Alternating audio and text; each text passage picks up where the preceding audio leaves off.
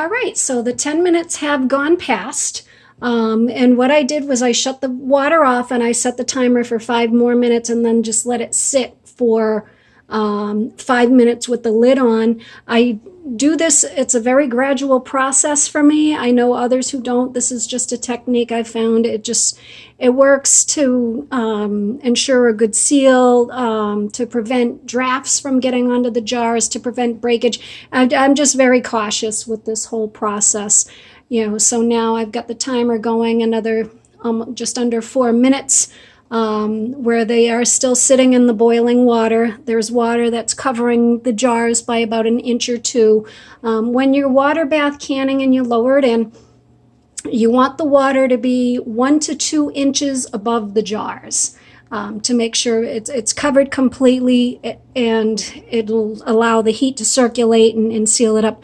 None of the jars have sealed right now. They may not until I pull them out, but what you tend to hear is sometimes it takes a couple of hours before it does, but as the jars cool, it sucks the lid down, it creates a seal, and you'll hear a very distinctive metallic pinging sound.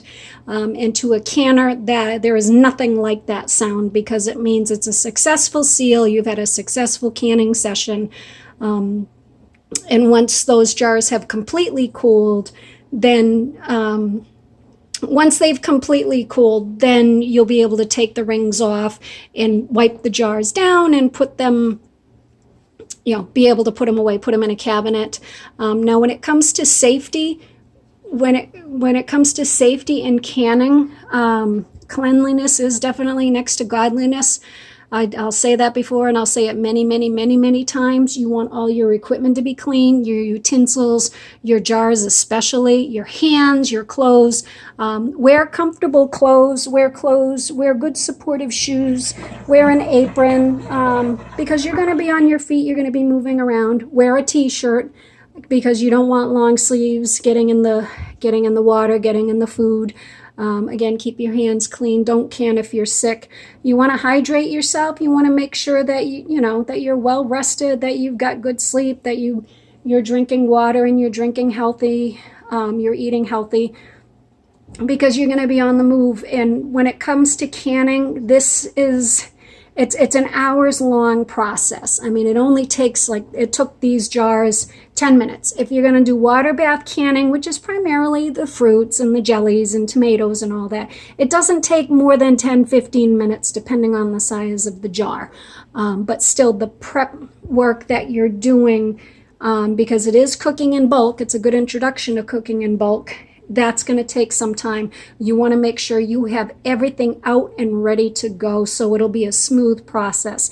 And then you have to wait for everything to cool. So, we're all in quarantine right now, and most people have a lot of time on their hands and some hours. This is a great opportunity to learn this skill. Canning has been around for generations. It's how our grandmothers and great-grandmothers and great-grandfathers and great-greats going back, it's how they preserved their food and made it shelf stable. It's very enjoyable. You can do it with minimum of food. It doesn't take a whole lot. Just being able to follow a recipe and have patience with yourself. You will make a mess. There'll be a bit of a cleanup to do, but it's a lot of fun. So the 5 minutes is just about out. So I'm going to put the phone down for a second so I can take the jars out of the canner, and you'll be able to see. In fact, let me see if I can. Just bear with me for a minute.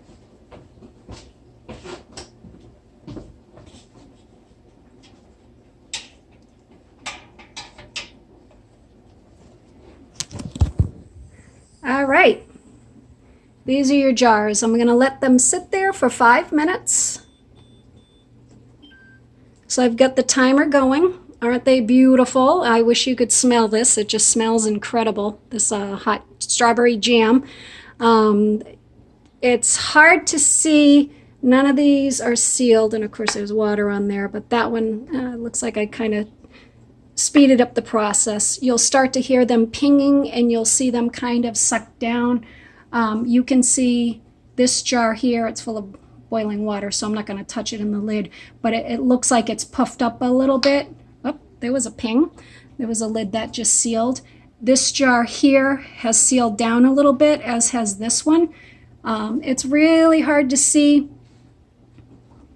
From here you might be able to see it, but you'll see a little dimple in the center of the jar when they fully sealed. So I'm hoping to hear a bunch of pings. This one here has sealed.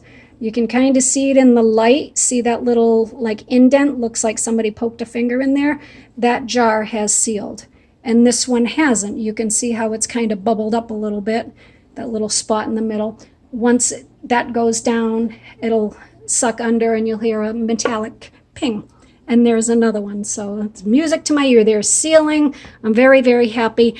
And look at the color. It's just a beautiful shade of red. These are beautiful fresh strawberries, a lot of sugar and some pectin, and it's going to make some nice homemade jam for somebody. So these will go in the pantry, and I'm willing to give them away. First responders and healthcare workers. Anybody wants some strawberry jam, I'm happy to get it to you as a little thank you. So I've got another 3 minutes to go. Then I'm going to take these out with the jar lifter right there, put them on that towel, and then just let them sit, let them be for 24 hours, then unscrew the rings, wipe the jars down. With that, you can use hot soapy water, and then they'll be ready to go into storage. You don't want to store your canned goods with the ring on, because that ring, it could rust and stick to the jar, and then you won't be able to get it off. I've had that happen to me. So, and then you can just reuse your rings for another canning project. Keep them dry. You want to avoid, when it comes to storing your canned goods, you want to avoid damp. Oh, there's another little ping. So they're sealing one by one. I can see 1, 2, 3, 4 of them have sealed. 4 of them haven't, but they will. If you have a jar that doesn't seal, say 24 hours go by, and again, you can really see in this one here, it little bubble in the middle, that's the lid. This one here, it's an indent in the middle. That one has sealed. This one hasn't sealed yet either. So I'm waiting on those two and this one here. The rest of them, you can see how the can looks a little flat. And if you push down on it, I'm pushing down on it, and it's not making any kind of a noise. It's not loose. Up, another one just sealed. So you want to, if they don't seal, if 24 hours goes by and you have a lid that hasn't sealed, it still has a little bubble, it doesn't mean it's bad. Depending on the food, you can try canning it up again, but then you'd have to take it out of the jar, heat it up, get another lid. Oh, another one, it just sealed, and I don't know if you saw that, but this one here sealed when I had the camera on it. So we're just waiting for that one. It'll be nice if it seals up soon. But if you have ones that don't seal after 24 hours, put them in the fridge and just use it as soon as possible. It will not be shelf stable if that lid does not seal. So don't try it. Just use it up. And depending on the jar, depending on the food product, it may be the type of a jar that can go into the freezer. Many of the canning jars, and you'll see it right on the box, will say freezer safe, or, you know, can or freeze jars. There's like a little snowflake on the box, so you can actually put those in the freezer and just save it for another time. I've done that. The jars are perfectly fine to go in there. Just make sure that they are chilled. Put them in the fridge for a day or so before you're going to put them in the freezer. Now on that one there, you can really see the middle of it. It's just the angle and the lighting. That's that little bubble I was talking about. We're waiting for that to get sealed, and you can see the indent in this one. Of course, it's full of water. But I'm going to start taking these out of the canner and put them onto the towel. So, and this is how, and I'll tilt it a little bit. You definitely want to avoid shaking these jars up, because you could have food that does get up under the seal, and you want to avoid that. But I just tilt them just ever so slightly. You want to space them. You don't want them smashed up against each other. You want the air to evenly circulate. So I'll put them a couple inches apart.